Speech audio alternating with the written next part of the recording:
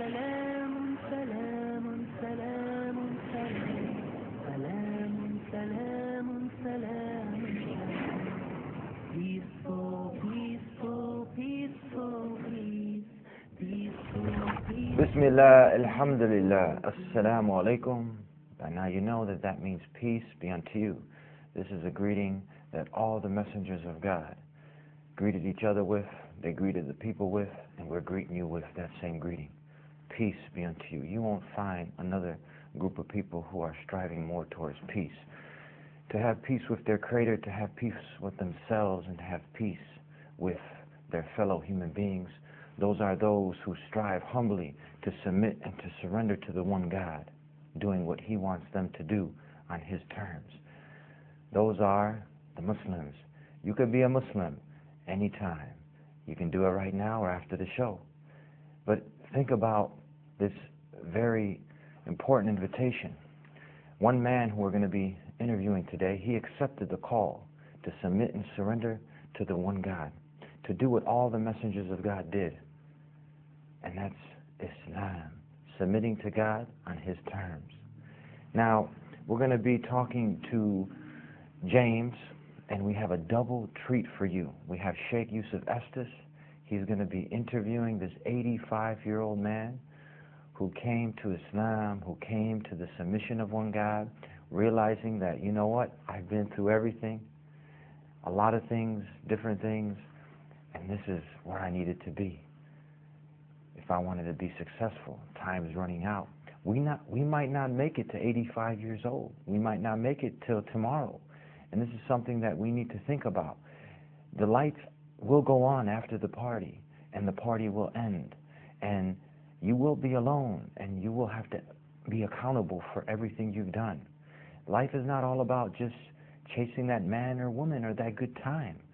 It's not all about the baseball game and the basketball game and chasing a position and getting a lot of wealth and money. There's more to this life.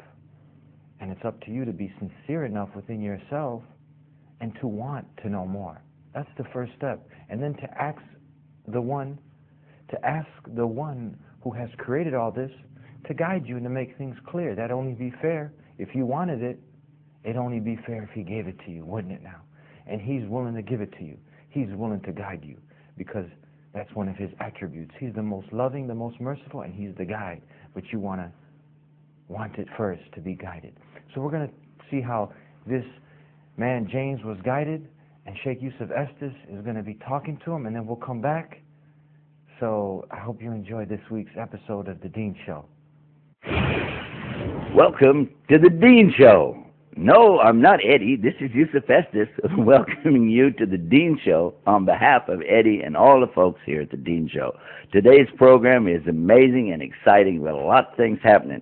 One of the biggest things of all, though, is an interview with a beloved brother of ours, a Muslim who came to faith of Islam in just recent months.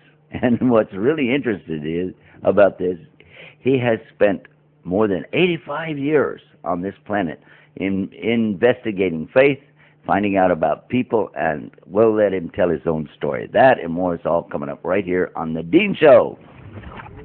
Alhamdulillah Rabbil Alameen. The praise to Allah, and we're now with our special guest today. We're with our brother James. James, yes, 85 years of age.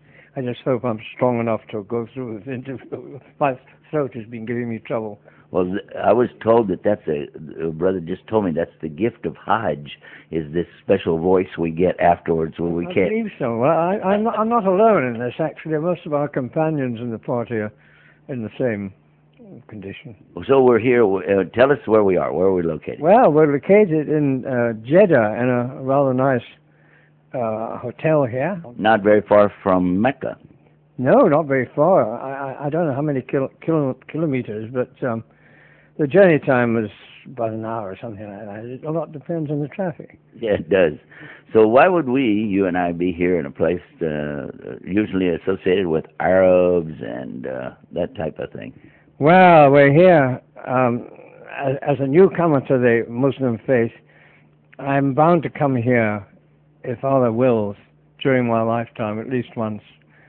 And I've been most fortunate with the people who have helped me come to the position I'm in today. And you're one of them, Brother Yusuf, to have this marvelous experience to come on this Hajj. It really has been. It's not been easy for me because I'm not as young as I used to be, and I'm not really, to be quite honest, used to a lot of crowds of people. But it's been worth it, and I've struggled on, and I think I've completed everything as it should have been done, inshallah. That and more. I've been with you right along, and I'm sure that you've done that and more, inshallah. And then I would like to ask you a question. Through your life, now you're 85 years old, mashallah, and many people never attain that age. But in your experience, could you give us a little background, some of the places you've been, things you've done?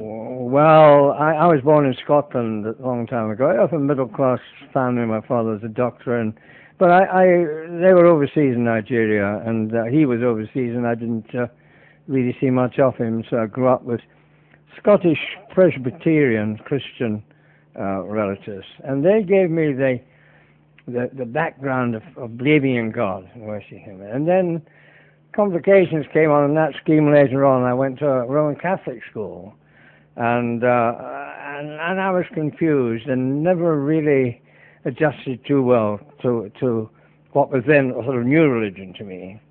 And then after the 5 years in the Air Force during the war, I went to... Now, which war would this be? The Second World War, yeah, Second World War, sorry. 1940s. Yeah, the 39 to 46, I think it finished at 45.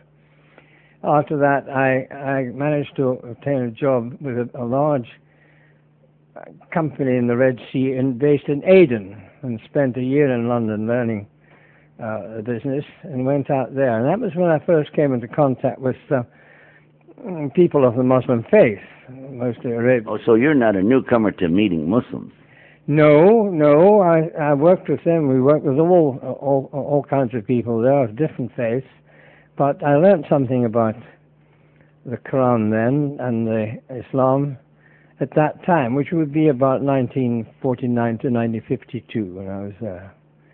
And then after that, I came back to Britain for a short time because my contract wasn't renewed there. I liked to have stayed there, but in many ways, Allah was looking kindly on me because a lot of my friends didn't survive the sort of break-up of the colonial days in the British colonies to what is now, and it's had a troublesome background.